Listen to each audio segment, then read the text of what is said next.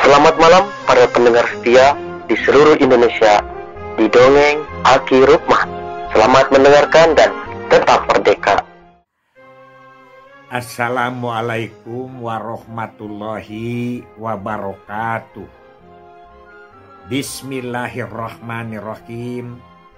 Innallaha yuhibbul zamal amma ba'du. Bapak Ibu dan kawan-kawan sekalian, selamat malam and sampurasun. Malam ini kayaknya kita sudah lama tidak berbicara tentang budaya pewayangan atau pedalangan. Kenapa? Karena kita banyak ngobrol tentang program, mari kita sekarang sedikit refreshing. Namun ini adalah untuk contoh kita semua. Orang Sunda bilang, nguninga wayang sawengi, nusae awon kasaksi. Wayang teh ngandung perlambang, manusa nuku melengdang. Artinya adalah kalau kita mencermati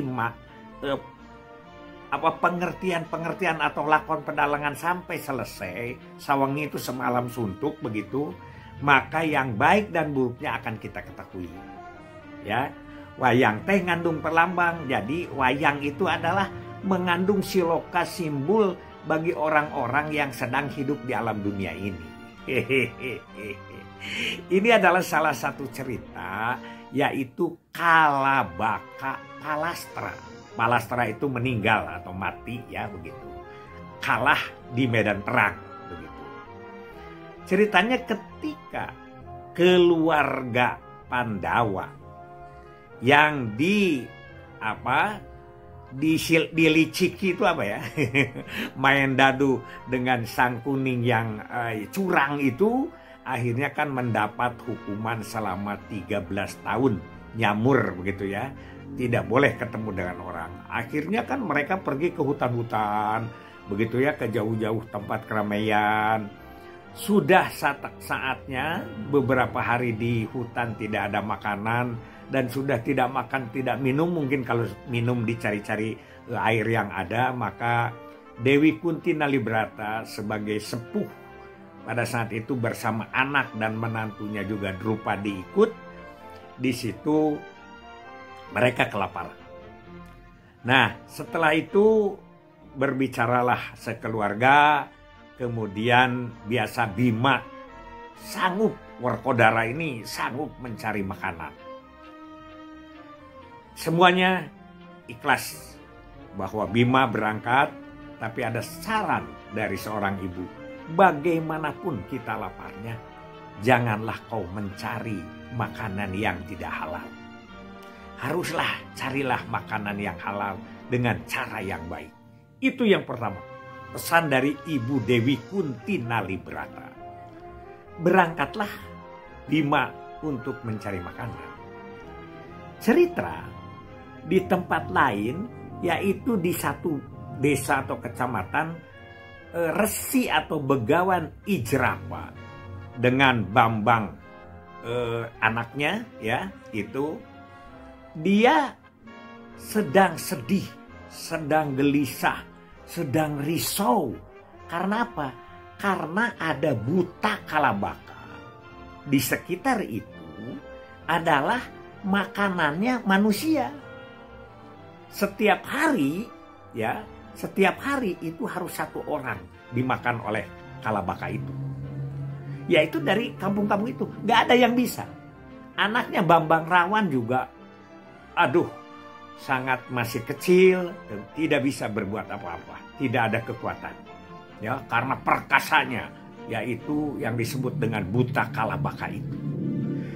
Nah, sedih. Besok harinya itu adalah jadwal Begawan Ijrapa yang akan dimakan oleh kalabaka. Nanti dijemput oleh gulang-gulangnya dengan secara paksa. Kalau tidak mau, ya turun tanganlah si kalabaka itu. Gak ada yang berani. Dan itu sudah berjalan berbulan-bulan. Banyak yang sudah korban dan lain sebagainya. Setelah itu datanglah sang Bima ini ke sana, ke Jadi bukan kebetulan, memang jalannya seperti itu. Datang ke sana, datang ke Begawan Ijrapa dan mengemukakan maksudnya, yaitu untuk mencari makanan karena ibu dan keluarganya kelaparan. Itu ya. Nah, tapi bertanya, kenapa di sini kok pada nangis, pada sedih gitunya. Setelah itu diceritakan bahwa kami adalah terancam oleh buta kalabaka yang tiap hari harus makan manusia dan besok adalah jadwal saya. Begitu kata Begawan Ijrapa. Dan juga Bambang Rawan ya, yang anaknya itu juga menyetujui atau mengiyakan apa yang dikatakan oleh bapaknya itu. Setelah ngobrol, oh di mana tempatnya? Di sana mungkin begitulah gitu. Bima sanggup untuk bertarung atau mengalahkan kalabaka asal diberi makanan. Hanya untuk makanan, keluarga toh pati jiwa raganya dikeluarkan, nyawa diserahkan. Itulah perjuangan yang luar biasa. Tidak ada keberhasilan tanpa perjuangan, dan tidak ada perjuangan tanpa pengorbanan. Ini yang kita ambil hikmah dari cerita pewayangan ini. Sudah sepakat, besoknya Bima datang. Nah, sebelum Bima bertarung itu kan lama tuh. Sudah, kalau mencari makanan biasanya 1 jam, 2 jam. Ini sudah tidak pulang-pulang semalam. Ini kan keluarganya Dewi Kunti, mungkin di situ ada Kontea, ada Arjuna, Nakula Sadewa, ya termasuk Dewi Drupadi di situ. Gelisah, khawatir, takut ada apa-apa. Kenapa Bima tidak pulang-pulang? Makanya mereka itu terus bersemedi, terus berdoa kepada Yang Maha Kuasa supaya satu, Bima selamat, yang kedua tujuannya berhasil. Tidak henti-hentinya itu semua. Jadi ada doa yang terus-menerus, ada hikmah ya, bahwa tega untuk menolong orang-orang yang teraniaya, tapi dengan tekad menyerahkan raga dan jiwa. Itu yang kita petik hasil daripada cerita ini. Begitu datang ke kalabaka itu, kalabaka sangat bergembira. Karena yang datang itu orangnya tinggi, besar, gemuk, sehingga makanannya akan menjadi makanan yang empuk, akan kenyang dimakannya. Begitulah kira-kira. Jadi begitu langsung mau diambil oleh kalabaka kepada Bima, ternyata Bima melawan. Bertarunglah yang cukup seru, karena dua itu adalah dengan tinggi badan, apalagi itu adalah dengan buta yang begitu perkasa. Namun karena keberanian, karena kegagahan, dan jangan lupa karena doa yang teraniaya, karena doa dari ibu yang kelaparan, yang miskin, Yang Maha Kuasa mengabulkan bahwa kalabaka pecah atau palasra alias mati oleh Bima. Semua masyarakat di situ bersorak-sorai dan kembali lagi ke tempatnya Ijrapa, dan Ijrapa memberikan makanan yang luar biasa dan minta bahwa keluarga Bima semuanya berada di tempat itu. Makanan bukan hanya sekedar dari Ijrapa, tapi juga dari masyarakat sekeliling. Bahkan sebetulnya mereka tidak diizinkan untuk pergi lagi dari daerah itu.